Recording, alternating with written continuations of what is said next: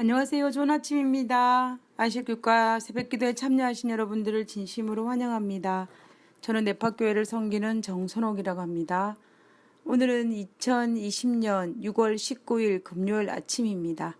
우리 먼저 기도드리고 교과 내용을 살펴보도록 하겠습니다. 기도하겠습니다. 하늘에 계신 저희들의 아버지 감사합니다. 하나님께서 은혜를 베풀어 주셔서 우리에게 말씀으로 하루를 시작할 수 있도록 도우심을 인하여 감사합니다. 세상이 어수선할 이때에 하나님, 우리가 말씀을 통하여 길을 찾고 또 말씀을 통하여 해답을 찾고 또 말씀을 통하여 올바른 길을 갈 수 있는 저희들 되게 도와주시옵소서. 오늘 하루도 이 땅에 흩어져 있는 당신의 귀한 자녀들이 말씀의 중심을 잃지 않도록 아버지여 도와주시옵소서. 그리고 우리 자녀들에게도 동일한 은혜 베풀어 주셔서 그들이 말씀을 통하여서 길과 또 생명을 얻을 수 있도록 주여 도와주시옵소서. 오늘 이 시간 하나님이 영이 함께하여 주옵기를 간구하며 거룩하신 예수님 이름으로 기도드렸습니다. 아멘. 예, 감사합니다. 오늘은 한 주일을 마감하고 안식일을 예비하는 금요일입니다. 코비드-19으로 우리가 성전에 참여하지 못하므로 홀로 안식일 제단을 쌓는 것이 그리 쉬운 일은 아니지만 우리가 안식일을 중심으로 일주일을 정비하는 것에 힘쓰는 것은 참으로 필요한 일이라고 생각합니다. 직장을 다니고 있는 분들에겐 조금은 덜한 문제이지만 만약 그렇지 못한 분들에게 더욱 자신의 안식일을 중심으로 균형을 잃지 않도록 자신을 살피는 데 더욱 주의를 기울여야 하지 않을까라는 생각을 하게 됩니다. 오늘은 한 주일을 마무리하는 시간입니다. 우리는 이번 주에 난해 구주를 다루는 태도에 대해서 살펴보았습니다. 우리가 성경을 읽다 보면 이해할 수도 없고 모순처럼 느껴지는 구절이 있는 것이 사실입니다. 그러나 이러한 난제들을 만날 때 우리가 가져야 할 올바른 태도에 대해서 이번 주에 살펴보았는데요. 그 첫 번째는 바로 인간의 한계를 인정하는 것이었습니다. 성경이 문제가 있기 때문이 아니라 내가 유한한 지혜를 가진 인간의 한계를 가졌다는 사실을 인정하고 기억하고 성경의 난제들을 바라보라는 것입니다. 그리고 두 번째는 정직함을 요구하고 있습니다. 한마디로 모르는 것을 모른다고 분명히 이야기할 수 있어야 한다는 말입니다. 그다음에 세 번째는 겸손함입니다. 진리는 내가 만드는 것이 아니라 이미 존재하는 진리를 내가 발견하는 것이라는 것을 기억하고 겸손히 하나님의 말씀을 연구해야 한다는 것입니다. 그리고 네 번째는 끈기와 인내였습니다. 성경의 난제들이 우리가 기대하는 것만큼 쉽게 풀리지 않을 수 있다는 전제입니다. 그러나 인내를 가지고 꾸준히 연구하다 보면 우리가 그 과정 속에서 그리고 그 결과물을 통하여서 우리는 많은 것을 배우게 될 것입니다. 그리고 우리가 어제 살펴봤던 다섯 번째는 기도하는 자세입니다. 성경이 하나님께서 주신 말씀이기 때문에 그 말씀을 주신 원저자의 뜻을 발견하기 위해서 우리가 하나님께 기도하고 성령의 도우심으로 구하는 것이 분명하다는 것입니다. 우리는 성경의 난제들, 즉 난해절을 만나게 되면 교과에서 제시하고 있는 이 다섯 가지 태도를 기억하고 끊임없이 적용하면서 성경의 난제들을 풀어나가야 할 것입니다. 그래야만이 우리가 난제들에 의해서 내 영혼이 걸려 넘어지지 않을 수 있기 때문입니다. 그리고 오늘 금요일 교과책에서 아주 중요한 것을 하나 다루고 있는데요. 이 교과책에서는 종로의 계단을 소개하면서 그 부분에 대해서 한번 이야기해 보고자 합니다. 종로의 계단 105페이지에서 113페이지까지 있는 의욕을 어찌할까의 어떤 일부분을 발췌해서 기록하고 있는 것을 볼 수가 있습니다. 성경에는 유한한 인간이 이해하기 어렵고 우리가 온전하게 설명하기에 더욱 심오한 신비들이 많다. 이것이 우리에게 겸손한 마음이 필요하고 성경으로부터 배우고자 하는 자발성이 있어야 하는 이유이다. 우리가 성경에 대하여 충실하면 그 의미가 따로 우리의 기질을 거스른다 할지라도 그것이 진실로 의미하는 바를 말하게 될 것이다. 우리가 성경에 대하여 충실하며 그 본문을 수정하거나 그것의 진정한 의미를 회피하기보다 그것을 존중할 것이다. 하나님의 말씀을 경건한 마음과 기도하는 정신이 없이 펴거나 생각과 애정을 하나님께 두지 아니하며 그의 뜻에 융화시키지 아니하고 펼 때에 우리의 마음은 의욕으로 흐려져서 성경을 연구하는 그것이 도리어 회의주의를 강화시킨다. 우리는 사실 이 부분 때문에 우리가 오늘뿐만 아니라 이번 주 전체에서 난해즈를 만났을 때 우리가 올바른 태도가 얼마나 중요한지를 살펴본 것입니다. 자칫 잘못하여 성경을 읽는다고 하면서 내 생각을 가지고 또 나의 사상을 가지고 나의 선입견을 가지고 성경을 대함으로 말미암아 오히려 우리의 마음이 하나님에 집중하지 못하고 성경을 왜곡되게 하여서 또 우리로 성경 연구의 회의에 빠질 수 있기 때문에 우리는 성경에 대한 올바른 태도가 중요한 것입니다. 우리 계속해서 읽어보도록 하겠습니다. 원수 마귀는 우리의 마음을 주관하여 옳지 않은 해석을 하게 한다. 항상 말과 행실에 있어서 하나님과 화합하기를 힘쓰지 아니하면 우리가 아무리 유식할지라도 성경을 그르게 해석하기 쉽기 때문에 그 성경 해석을 그대로 받기는 위험하다. 무슨 오류를 찾으려고 성경을 살피는 자들은 영적 통찰력을 가지지 못한다. 그들은 왜곡된 시선으로 단순하고 까다롭지 않은 것들 속에서도 의욕과 믿지 못할 만한 조건들을 보게 된다. 우리가 성경을 읽을 때에 이러한 위험에 빠지게 되면 얼마나 가슴 아픈 일입니까? 평생을 섬긴 하나님, 그리고 우리가 오랜 시간 동안 하나님을 섬기며 보낸 수많은 시간들이 우리의 잘못된 것으로 말미암아 잃어버린 바 될 수 있기 때문입니다. 그것도 말씀을 읽으면서 말입니다. 그러므로 우리는 말씀을 읽을 때에 우리가 어떠한 자세로 성경 말씀을 읽어야 할지를 깊이 묵상하고 그 말씀을 대하는 우리 모두가 되었으면 좋겠습니다. 우리는 잊지 말아야 합니다.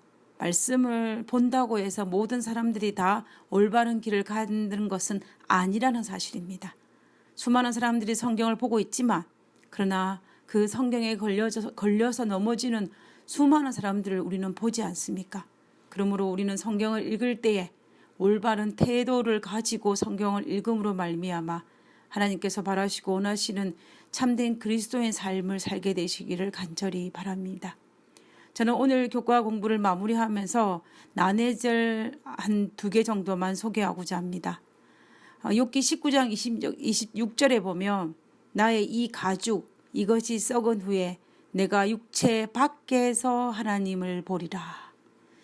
욥기 19장의 이 말씀은 욥이 고통 가운데서 토로할 때에 내가 썩은 후에 즉 죽은 후에 육체 밖에서 하나님을 본다고 우리가 보통 사용하고 있는 개역 한글이나 개역 개정에는 이렇게 번역하고 있습니다. 육체 밖에서 본다고 하니까 마치 죽고 난 사람이 죽고 난 다음에 육체와 영혼이 분리되는 것을 간접적으로 성경에 증명하고 있는 것처럼 보입니다. 우리가 영혼 불멸을 인정하지 않은 입장에서 이 성경절은 굉장히 난해합니다. 그런데 우리가 이러한 난해절을 해석하기 위해서 우리가 원어를 한번 살펴보면요.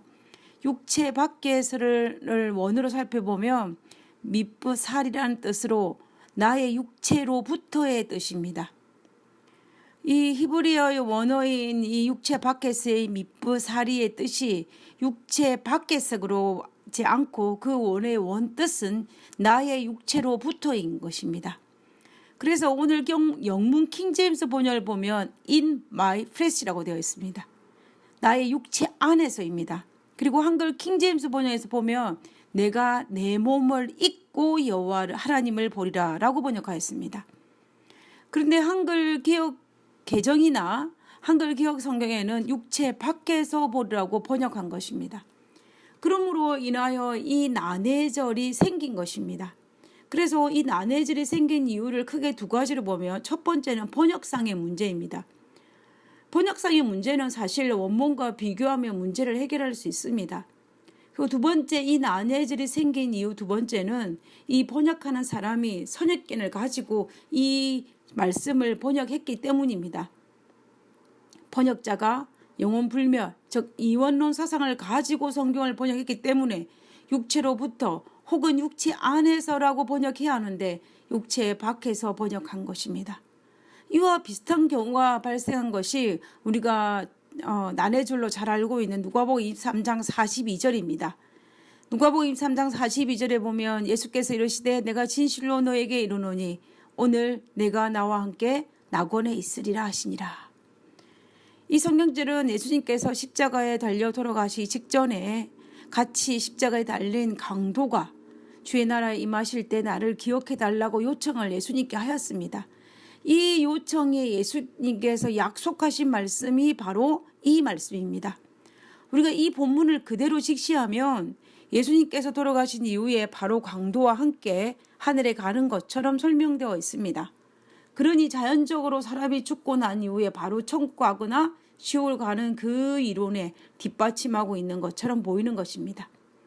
그러나 실제로 예수님은 금요일 날 운명하셨습니다. 그리고 일요일 아침에 마리아를 만났을 때에 마리아에게 말하기를 내가 아직 아버지께로 가지 못했으니 나를 만지지 말라고 하지 않았습니까? 그러면 예수님은 돌아가신 지 3일이 지났음에도 불구하고 아직 어디에? 하늘에 가지 않았던 것입니다. 우리가 누가복음 23절의 성경적으로 말하면 아직 낙원에 가지 않았다는 것입니다.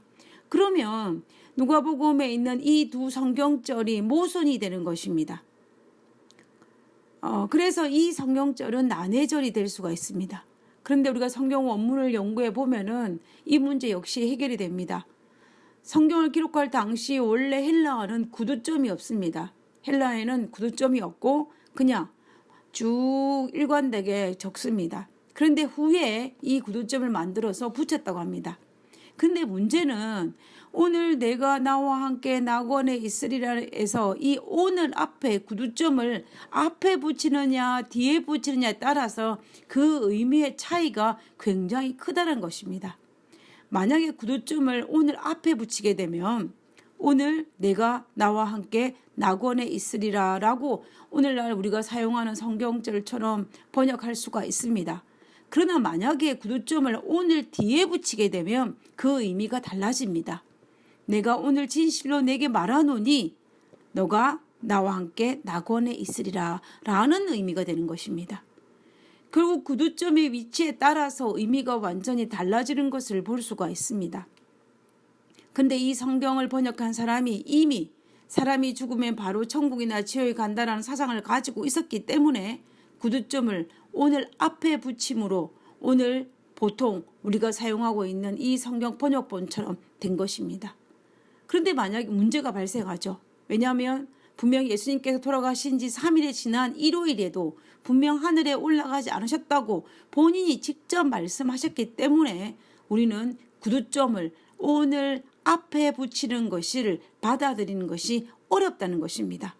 그래서 우리는 이 성경의 전체적인 조화로 봤을 때 이 오늘이라는 헬라어 단어 뒤에 구두점을 붙여서 내가 오늘 진실로 내게 말하노니 너가 나와 함께 낙원에 있으리라 라고 번역하는 것이 훨씬 현명하다는 것입니다. 이처럼 우리는 성경을 읽을 때 여러 가지 난해절을 만날 때가 있습니다. 그럴지라도 우리는 여러 가지 자료들을 통해서 그리고 이미 연구한 신학자들의 연구를 통해서 밝혀진 부분들이 굉장히 많이 있습니다. 우리가 그러므로 빈 마음을 가지고 겸손한 마음을 가지고 성령에 간구하는 마음으로 성경을 읽고 대하면 우리는 하늘에 이를 충분한 지혜를 얻게 될 것입니다.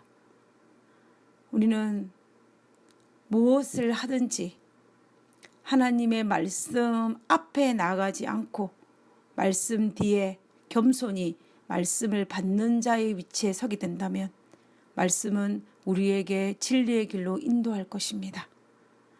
우리 모두 하나님 안에서 진리를 발견할 수 있는 우리 모두가 되기를 간절히 바랍니다.